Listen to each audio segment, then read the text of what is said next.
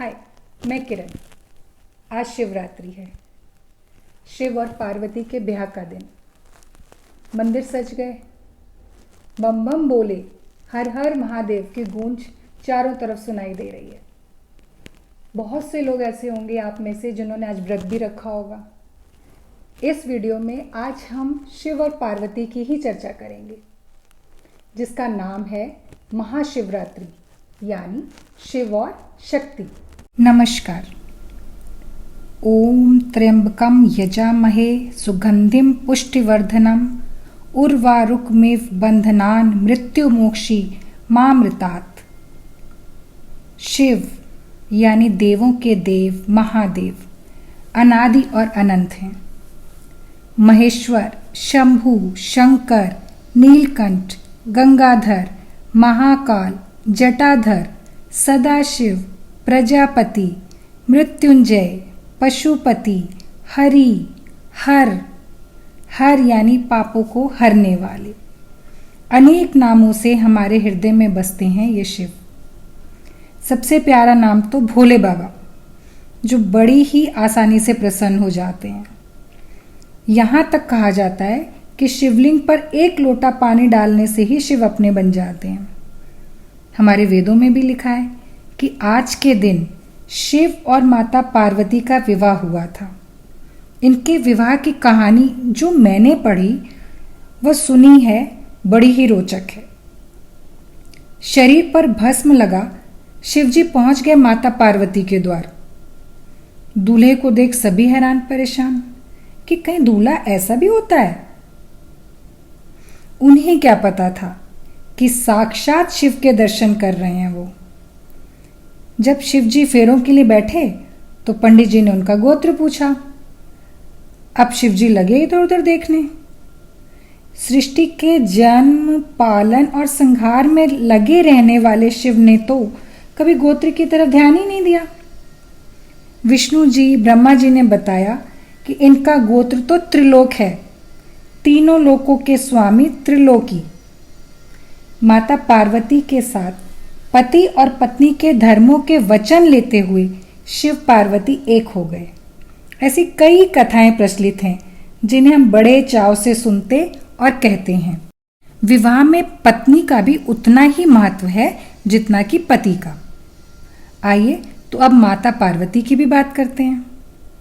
आर्या, अनंता, अपर्णा, बहुला, बलप्रदा, भाविनी, भद्रकाली, भवानी, देवमाता, महाबला, महातपा, नारायणी, वाराही, वैष्णवी, अनेक नामों से जानी जाती हैं माता पार्वती। शक्ति का रूप माता पार्वती।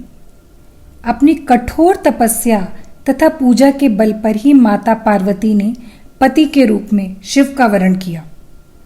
माता पार्वती का आत्मबल, सहनशीलता, संयम, धैर्य जैसे गुणों ने दाम्पत्य जीवन को, गृहस्थ जीवन को समाज में स्थापित किया।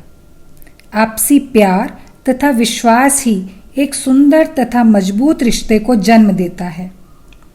शिव के साथ जब तक शक्ति है तभी तक वो शिव कहलाते हैं। बिना शक्ति के शव समान हो जाते हैं।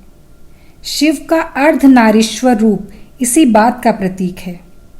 अपने इसी रूप से भोले बाबा हमें ये सीख देना चाहते हैं कि स्त्री और पुरुष दोनों एक दूसरे के बिना अधूरे हैं और दोनों साथ मिलकर ही संपूर्ण होते हैं।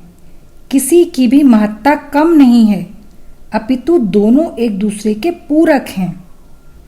जीवन को सुचारू रूप से चलाने के लिए हमारी पौराणिक कथाएं हमें सदा प्रेरित करती हैं, लेकिन आधुनिकता के चलते हम इन्हें अनदेखा कर देते हैं। सिर्फ प्रेम का ही नहीं बल्कि कर्तव्य पथ पर चलने का नाम भी है दाम्पत्य जीवन। बड़ों का सम्मान, अतिथि का सम्मान, घर तथा बाहर में सामंजस्य, संस्कारों का बीजारोपण आदि का नाम है गृहस्थ जीवन। यदि हम शिव की प्रतिमा को ध्यान से देखें तो जीवन की सच्चाइयों के दर्शन भी कर सकते हैं। शिव का त्रिशूल, अन्याय के विरुद्ध लड़ने की शक्ति। शिव का डमरू, जीवन में संगीत और ताल का होना। सिर पर चंद्रमा, चंद्रमा जैसी शीतलता से मन को शांत रखना। जटाओं में गंगा, पवित्रता की द्योतक पावन गंगा निष्दिन पवित्रता की ओर अग्रसर करती है। शिव का नीला कंठ, स्वयं विष पी लेना और दूसरों का परोपकार करना। फिल्म केदारनाथ अमिताभ भट्टाचार्य द्वारा रचित पंक्तियां सुनिए और हो जाइए शिवमय।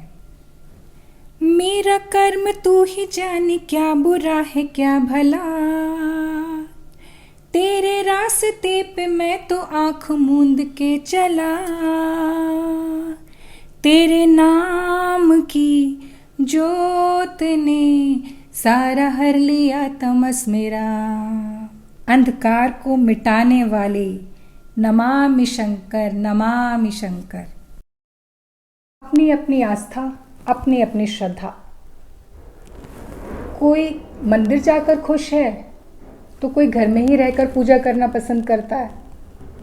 अब किसी के लिए 1 घंटे की पूजा भी कम है और कोई 5 मिनट में ही संतुष्ट है। सब लोग अपने अपने कर्म करने के लिए स्वतंत्र हैं। हम किसी को गलत या सही नहीं कह सकते।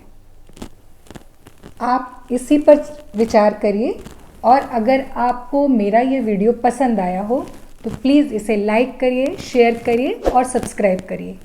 आप सभी को महाशिवरात्रि की हार्दिक शुभकामनाएं।